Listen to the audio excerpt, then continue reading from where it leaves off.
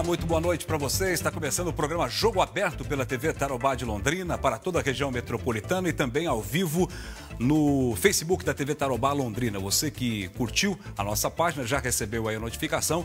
Estamos falando ao vivo agora para você, onde quer que você esteja, desde que tenha curtido a página da TV Tarobá. E o programa de hoje, diferenciado, especial neste que é o programa mais tradicional de entrevistas do Paraná, na televisão paranaense. Nós estamos recebendo hoje aqui em Londrina o candidato a presidente da República, Ciro Gomes, do PDT. Ciro, muito boa noite. Boa noite, Fernando. Prazer muito em te receber aqui. Tenha a bondade de boa noite. Sentar. Ciro, campanha curta, campanha dinâmica e uma novidade que surgiu. A decisão do Tribunal Superior Eleitoral indeferindo o registro da candidatura do ex-presidente Lula. O que muda para o senhor, na sua opinião, né? O que muda no cenário, oficialmente tendo, ainda há recursos, é claro, mas uma decisão importante, né, sobre a candidatura do Lula? Para mim, nada, porque, a rigor, todos nós que temos experiência política, todos nós que temos acesso a uma informação jurídica, já sabíamos que, a partir da condenação em segunda instância, pela legislação da lei da ficha limpa, essa candidatura não iria acontecer. Todo mundo que me acompanha, que sabe o que eu ando dizendo, sabe que eu já disse isso muitas vezes e até condenava a forma com que a cúpula do PT estava tentando manipular essa coisa que me parece fazer muito mal ao Brasil. E, para minha surpresa, foi só mais cedo do que eu supunha. Mas, de qualquer forma, eu lamento o que aconteceu, não considero que seja bom para um país. Eu sei que tem muita gente que detesta o Lula, compreendo as razões. Tem muita gente que ama, idolatra o Lula, também tem suas razões. E eu quero ver se eu trabalho para unir o Brasil, para encerrar essa cultura de ódio, de confrontação, que está descambando para a violência e para a desagregação do próprio tecido da nossa unidade nacional. Portanto, eu não comemoro isso. Eu lamento, acho ruim para o Brasil ter um líder que, goste dele ou não, né, é um líder que mexeu com a história do povo brasileiro e que está hoje preso e impedido de participar do processo eleitoral. A única coisa que pode se dar como objetivo é que, a partir de agora, o cidadão brasileiro, o eleitor, vai ter mais tempo para analisar o quadro real. O que seria muito pior se chegasse lá na véspera da eleição e você tivesse uma troca trágica, traumática, e quando a população fosse induzida a acreditar que ele era candidato sem sê-lo. Isso não seria uma boa coisa para o nosso país. Cria uma insegurança até para o próprio e desqualifica o que foi eleito. Nós não podemos, o PT tem seu justo direito de postular, mas nós estamos lidando com 208 milhões de bocas para alimentar, para investir, para empregar, para proteger da violência campeia, que está angustiadíssima com a insegurança, com a violência. Portanto, nós precisamos pensar, acima de tudo, no Brasil. Pegando essa carona aí da segurança que o senhor falou, qual é a sua proposta, Ciro, para tentar diminuir esses índices horrorosos de violência, sobretudo de homicídios, né, que nós temos, e dos crimes contra o patrimônio? O senhor tem algum projeto específico para essa área? Tem um projeto específico, inclusive com boa parte das coisas concretamente já planejadas e algumas coisas já orçadas.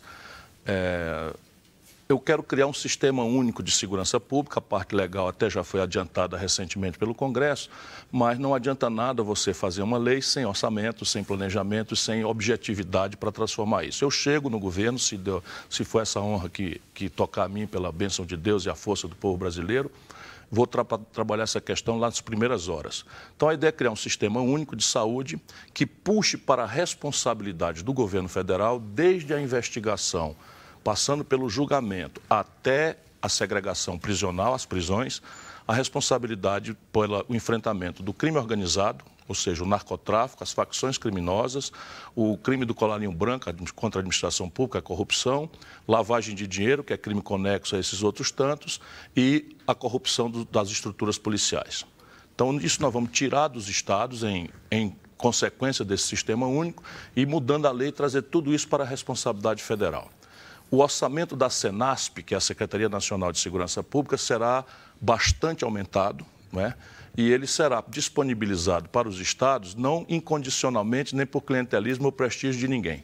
Será disponibilizado para os estados que aderirem a esses padrões. Então, é inacreditável que o Brasil, a essa altura do século XXI, não tenha ainda informatizada uma base de dados nacional para identificação de pessoas.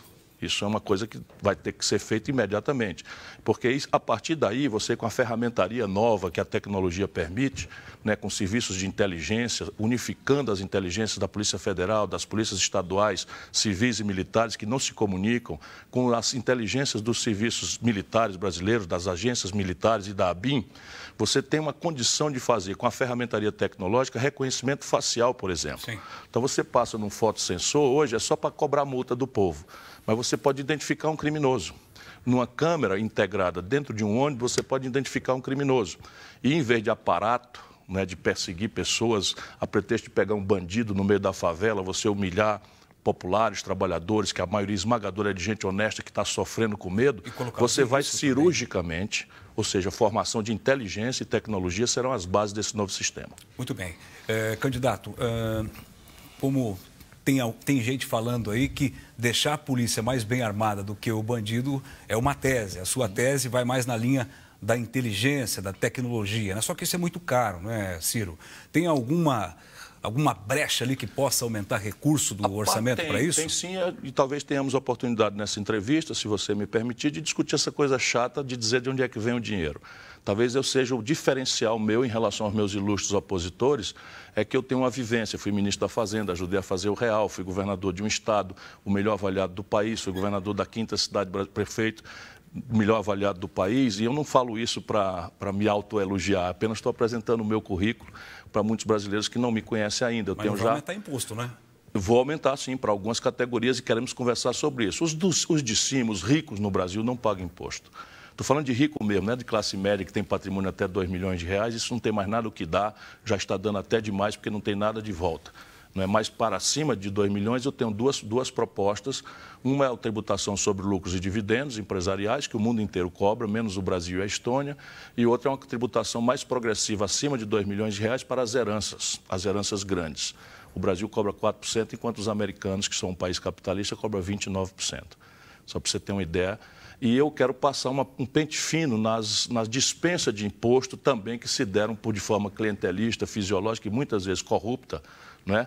Dispensamos no Brasil hoje 354 bilhões de reais de impostos dos ricos. Enquanto uma diarista, um servente de pedreiro, quando usa o celular ou liga a energia em casa, a luz ou a televisão, paga 40% sem nem saber porque está embutido no preço das coisas. Quem compra 1 quilo de feijão paga 7%, 8%, 10%.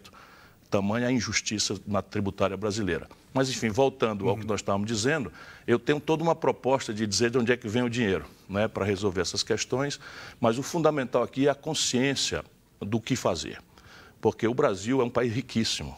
Nós somos politicamente trágicos nesse momento, mas eu que conheço o milagre que a política já produziu no Brasil, tenho muita confiança de que se a gente acabar com esse ódio, não é, miúdo, que quer dividir o Brasil entre coxinhas e mortadela, porque é muito conveniente.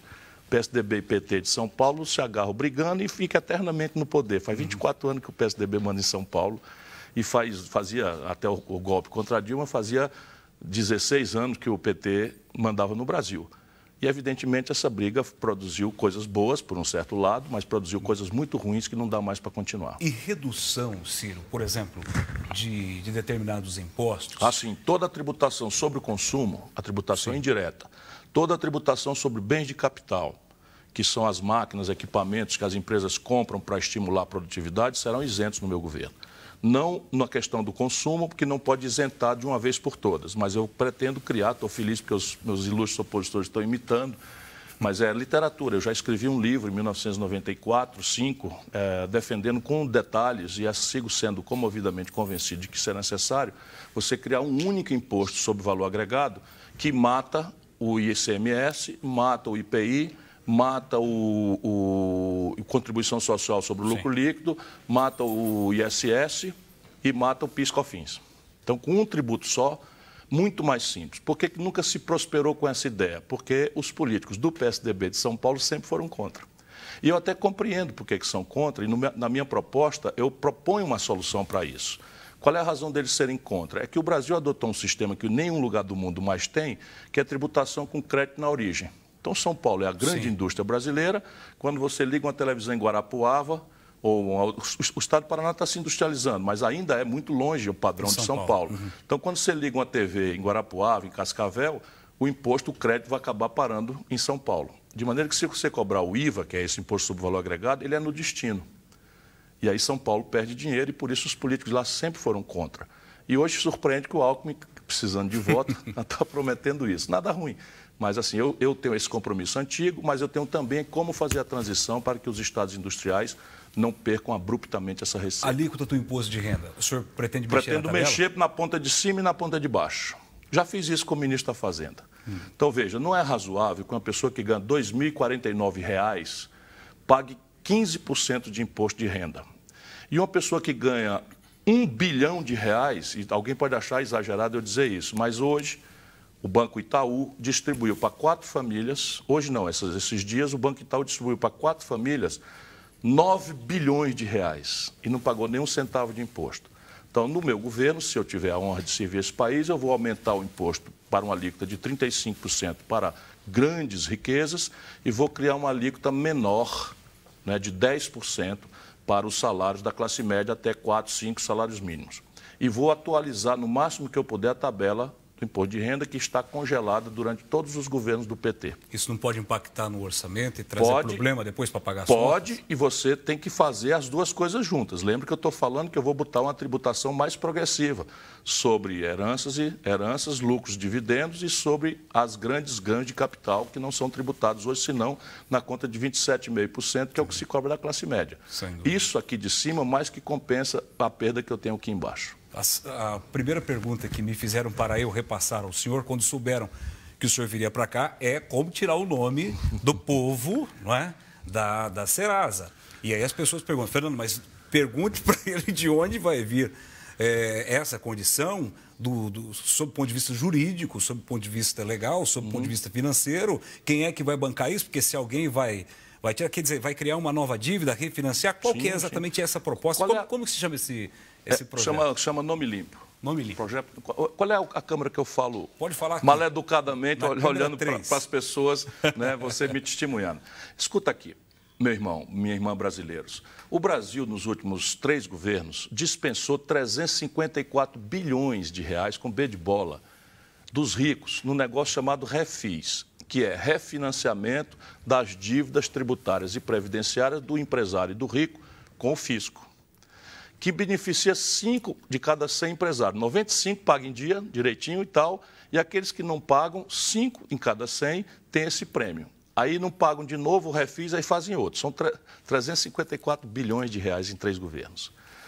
O que eu estou propondo é muito menos do que isso e não dispensa um centavo, nem entra um cruzeiro, R$1, nem uma pataca, falando qualquer moeda, do Tesouro.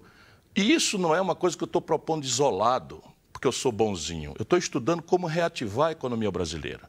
O principal motor de uma economia moderna é o consumo das famílias. Porque se as famílias têm capacidade de consumir, o comércio vende. Se o comércio vende, a indústria produz.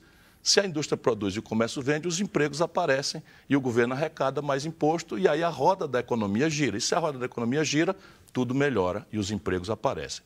Portanto, eu quero só esclarecer que isso é uma proposta que está dentro desse ambiente. E aí, como é que a gente faz? Eu, estudando, descobri que tem hoje 63 milhões de brasileiros nessa condição, com nome sujo no SPC. Se fosse 1 milhão, era problema do olho maior do que a barriga, o cara deu passo maior do que a perna, quis consumir o que não podia, e não era problema do governo. Mas 63 milhões, Fernando, é um problema macroeconômico. E as pessoas não estão assim porque são más pagadores. O brasileiro, por regra, é muito honesto. Eu faço microcrédito há muitos anos, fui governador, fui ministro da Fazenda. A inadimplência do pobre não passa de 1,5%. 1,5%. Porque só o que o pobre tem é o nome dele. Quando um cidadão está com o nome do SPC, ele preenche uma ficha de emprego. Quando ele rivaliza com outro, e tem 13 milhões de desempregados, se ele tiver com o nome sujo no SPC, ele não tem emprego. Se a filha quebrou o sapatinho, precisa comprar um sapato para a escola, o trabalhador brasileiro e a mãe de família estão humilhados porque não tem crédito para comprar um sapato. E aí o que acontece? Eu descobri esse valor e fui ver no Serasa qual era o valor médio dessa dívida. Preste bem atenção para você ver como é muito mais simples do que a turma de cima, que tudo que é para pobre no Brasil causa celeuma. Fui descobrir, sabe quanto é a média da dívida, Fernando? R$ 4.200 por pessoa. Quando você vai olhar essa dívida, o camarada tirou R$ 500, está devendo R$ 2.000. Por quê? Multa, juro, taxa de permanência, etc, etc. comprou um forno de micro-ondas por 300, está devendo 1.500. Sim. Tomou um dinheiro emprestado no crédito, como é que chama? No consignado, até que não tem mais. Enfim, tudo isso é assim. E aí o que é que acontece? Eu fui ver no Serasa, eu fui visitar o Serasa. Eles estão fazendo feirões. Você que tiver dúvida ainda, veja na internet. Já aconteceu isso. No feirão do Serasa, eles dão 80% de desconto. O cidadão avulso, sozinho. Querem dinheiro bom, desprotegido. Claro, o que ele está vendo? Ele está perdido aquela montanha de dinheiro, não é um dinheiro de verdade, porque é tudo multa, juro e abuso. Aí ele reduz e o camarada paga só 20%. Onde é que está morrendo? Veio a crise devastadora, o desemprego explodiu, a informalidade explodiu e o cidadão não tem o dinheiro para pagar à vista, volta para casa com a mesma decepção. Então eu digo, eu vou resolver esse problema. O governo entra, faz um leilão. Como é o leilão? Quem me der o maior desconto, isso é o governo, com a força que o governo tem. E se lembre que esse é banco, crediarista. Sim. Então esse povo tem que respeitar o governo, tanto mais se for eu. Né? Então eu vou fazer um leilão. Isso é o detalhe. Eu digo, quem me der o desconto maior, vem primeiro. Pega o Banco do Brasil e a Caixa Econômica e financio o saldo. Então, se eu pegasse, se fosse só o leilão do Serasa e eu consigo mais, porque o governo consegue muito mais, tem ferramenta para isso, sem precisar gastar um centavo, mas vamos supor que eu consiga só o desconto do Serasa. A dívida cai para R$ 1.200, Fernando. Aí eu pego e pico essa dívida em até 36 meses. E aí o cidadão fica com a prestação já pagando juro para o Banco do Brasil e para a Caixa Econômica, que vão ganhar dinheiro, a prestação fica em R$ 40. Eu vou tirar o nome da família brasileira do SPC, mesmo, como eu disse na dúvida lá do Bonner, sem ter tido o direito que você me deu, e eu agradeço, de explicar corretamente para o povo. Então eu vou pedir para o senhor aqui um intervalinho rápido e depois vamos ver qual é a proposta do Ciro Gomes para reduzir o desemprego no Brasil. Daqui a pouco, aqui no Jogo Aberto, entrevista do candidato a presidente Ciro Gomes do PDT. Já voltamos.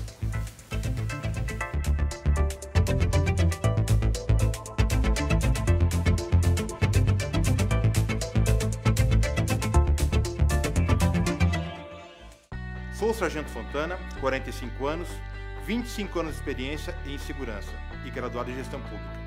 Eu sei onde e como devemos trabalhar para que a paz volte ao cotidiano das famílias paranaenses.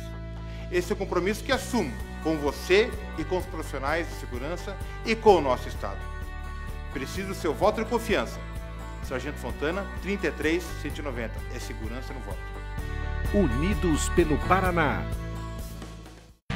Tarobá Ofertas, Depósito Brasil Sul, pisos a partir de R$ 10,90 o metro. Lá você encontra todos os produtos da Quartzolite. Em Londrina, na Rua Belém 61 e em Cambé, na Avenida Esperança, no Jardim Bela Suíça. Lubrileste, troca de óleo de motor e revisão de óleo de câmbio manual e automático. Lubrileste, na Avenida Laranjeiras 1925. Fone 3321-4360. Max Colchões e Estofados, armários, jogos de mesa de jantar, painéis, tudo com ótimos preços. Na Rua Quintino Bocaiúva 334. Fone 3339-6651.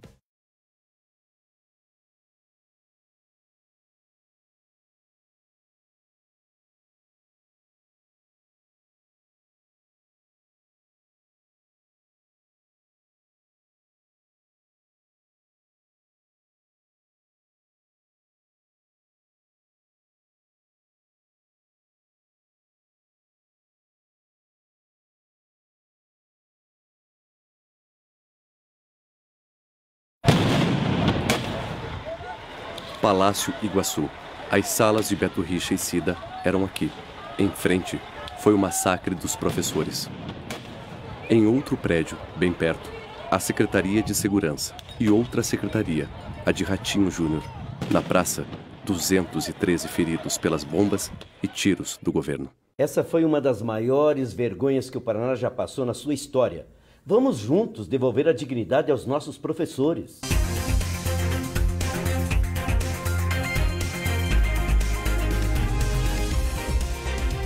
O programa Jogo Aberto está de volta pela TV Tarobá de Londrina, toda a região metropolitana acompanhando o nosso programa hoje, já que estamos entrevistando o candidato a presidente Ciro Gomes, que está passando pelo sul do país, Paraná, Santa Catarina, e hoje está nos dando a oportunidade de conversar com ele aqui na TV Tarobá. Ciro, desemprego, a gente anda aqui em Londrina, o número de lojas fechadas estabelecimentos que eram lojas, que eram estabelecimentos comerciais fechados, uma coisa impressionante. Londrina, mais de 1.300 saldo negativo de emprego de janeiro a julho, uma coisa impressionante, nós nunca tínhamos visto isso aqui. E todos os candidatos estão falando que podem resolver ou podem melhorar, pelo menos, o problema do desemprego. Qual é o teu diagnóstico, tua leitura e como gerar empregos no Brasil com essa onda difícil que está de abrir empresas no país? 7 anos atrás, 6 anos atrás, o Brasil tinha uma taxa de desemprego 1/3 da que temos hoje. Portanto, não é culpa do céu, nem é culpa do chão, e é culpa dos homens. E isso é o quê? É o desmantelo do governo Dilma com o desmantelo do governo Temer, que é uma proposta de economia política imaginada pelo PSDB. E os números, Fernando, são devastadores. Quando você fala de Londrina, deixa eu dizer a vocês, para vocês não pensarem que tem algum defeito aqui. O Brasil fechou 220 mil lojas nos últimos 3 anos. O Brasil fechou 13 mil indústrias nos últimos 3 anos. Absolutamente, não tem precedente na história do capitalismo mundial o que estes loucos, para falar uma palavra bem delicada, porque a minha vontade era falar canalhas, estão fazendo com o nosso povo. E aí como é que a gente resolve isso? Entendendo as razões da crise. Você já me deu a oportunidade, mas para ativar emprego significa ativar a economia, e a economia tem que crescer acima de 2 números. A quantidade de jovens que chegam ao mercado de trabalho, que dá aí uma razão de uns 1.700.000 a 2 milhões por ano, e os ganhos de produtividade, que meio estão parados, mas a gente sabe o que é ganho de produtividade, não precisa ser economista. Todo dia nós estamos trocando gente por máquina, na agricultura, na pecuária, na indústria, no serviço.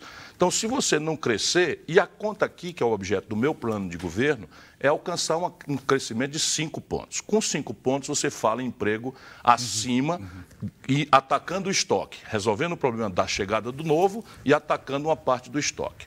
4 motores. O primeiro, já comentamos, o consumo das famílias. É preciso limpar o nome das pessoas, restaurar o crédito, fazer uma educação financeira para ninguém voltar de forma imprudente e tal, está tudo pensado. O segundo é o investimento empresarial. Também está estrangulado. 2 trilhões é a dívida. Com essa política louca de juros, a dívida consolidada do setor privado empresarial brasileiro é a maior da história, 2 trilhões de reais. E a inadimplência já se aproxima de 500, 400 a 600 bilhões de reais. Eu duvido aqui do número, porque nunca é oficial. Eles escondem isso para poder... Está com segurança, porque os bancos estão anunciando lucros monstruosos, que é tudo na contabilidade. Se eles brincarem, eles vão quebrar. E vão introduzir uma crise financeira, que é tudo que nós não precisamos, uma crise bancária no Brasil. Porque o que adianta você ter um lucro imenso com um cara que, nominalmente, na sua contabilidade, com um cara que não vai pagar? Sim. Terceiro, a equação da finança pública. Agarrado e rasgando tudo no osso, menos o salário dos poderosos, que a gente vê escandalosamente serem aumentados, o Brasil está com o menor investimento da história. Aí, por onde é que eu vou começar? Você tem um imposto sobre, já começamos, um imposto sobre heranças, um tributo sobre lucros e dividendos, um trabalho de lupa de passar o pente fino nas renúncias fiscais, de não pagar imposto, isso dá uns 170 bilhões de reais, vira o jogo do desequilíbrio. Então, essa é a grande providência para tomar para o Brasil restaurar a condição de crescer sustentadamente. Enquanto isso, que demora um tempo político, né? Especialmente a qualidade do parlamento que o povo eleger. Lembre, meu irmão, é você que elege. Tudo isso vai ter que passar pelo Congresso. Tudo isso, parte importante, passa pelo Congresso.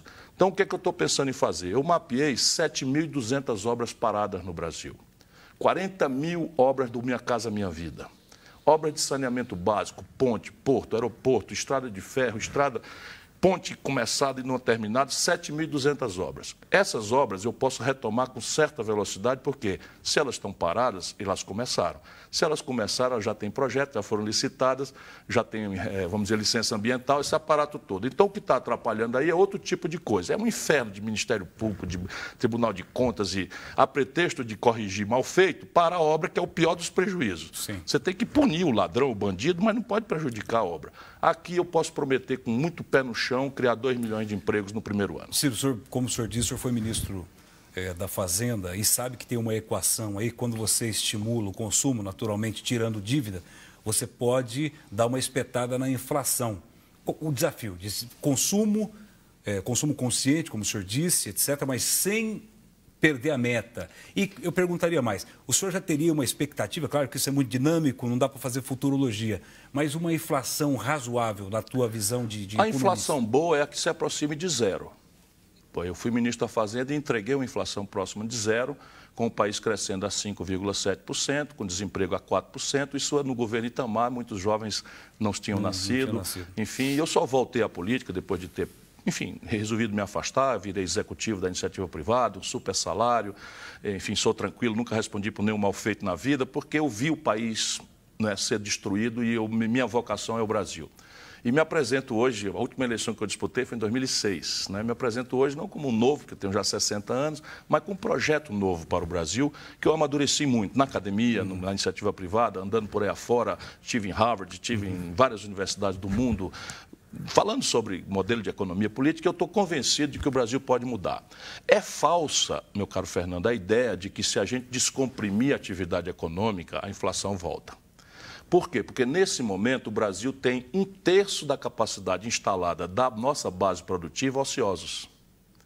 Quando é que você apresenta inflação? É quando você tem a indústria totalmente ocupada e você tem mais gente querendo e podendo comprar do que a indústria é capaz de produzir. Aí apresenta-se uma inflação que chama-se hiato de produtos. Sim. Isso está muito longe de acontecer. Só para você ter uma ideia, 1/3 de capacidade instalada é a indústria automobilística, a indústria eletroeletrônica, a indústria de geladeira, de fogão. Portanto, você tem condição de descomprimir isso, fazer a economia se animar, mas, evidentemente, você tem que fazer aquele movimento que eu falei. É preciso restaurar o investimento empresarial para expandir a capacidade. De desconfiança, né? Por isso que eles não vão. Mas isso é papo furado da grande mídia de São Paulo. Papo furado. O empresário não tem nada a ver com subjetividades. Por quê? Porque a institucionalidade mais exótica do mundo é a China. A China tem controle de capital, a China tem taxa de câmbio administrada pelo governo, a China ninguém conhece as contas direito, a China tem um governo de um partido único, comunista, e etc, etc, etc, etc. Tudo na contramão do que eles propõem, que nossos babacas aqui estão fazendo, e é o maior destino mundial de investimento. Por quê? O cara botou dinheiro lá, ganha dinheiro. Sim, o Ciro, isso é que é o motor. Botou para ganhar dinheiro, eles vêm. O nosso tempo está quase terminando. Eu preciso te fazer uma pergunta importante, que é a questão da infraestrutura e o desenvolvimento, né? O Paraná, aqui em Londrina especificamente, Londrina e Paraná, nós já tivemos em governos passados ministros, deputados, tivemos inúmeros representantes lá, mas os projetos, os grandes projetos de desenvolvimento, de infraestrutura principalmente, ficaram na gaveta ou ficaram parados. O que o senhor pensa e em que prazo o senhor pensa colocar em prática um grande processo de alavancar o desenvolvimento do país, grandes rodovias, ferrovias, portos, etc? Sob certo aspecto, começa no primeiro dia do governo. Não estou alimentando ilusões que seja fácil. Mas para este tipo de assunto, você tem um conjunto de ferramentas, Fernando, de que não depende do cofre público estrito sensu. Por exemplo, tem hoje 150 bilhões de reais ociosos no BNDES, que pode entrar via crédito, que pode entrar via equity, ou seja, participação acionária via BNDES Par. Mas você também tem, se for um bom projeto, concessões, PPPs, desde que o governo assuma a tarefa de desburocratizar, fazer os licenciamentos serem objetivos. E todos os projetos, por exemplo, de transporte público, e Curitiba não tem um metrô, é inacreditável, não é? Custa 300 bilhões de reais. Para um país como o nosso, a gente estabeleceu uma meta de 10 anos, significa 30 bilhões de reais. Com o Banco Mundial, com o CARF, com uma série de ferramentas que você tem. Eu tenho feito muito isso, a minha turma lá no Ceará faz muito isso, eu sei bastante bem fazer. Ciro, quero te agradecer pela presença aqui. Infelizmente, o nosso tempo terminou por causa do horário eleitoral, ficou um pouquinho mais curto. Mas muito obrigado, boa sorte, sucesso na sua campanha. Muito obrigado e lembre que é o seu voto que vai fazer história, meu irmão. Obrigado, Ciro Gomes, candidato a presidente da República pelo PDT, dando essa honra de conversar conosco aqui no programa Jogo Aberto deste sábado pela Tarobá. Obrigado a você pela audiência. Fique agora com o Jornal da Band. Tchau.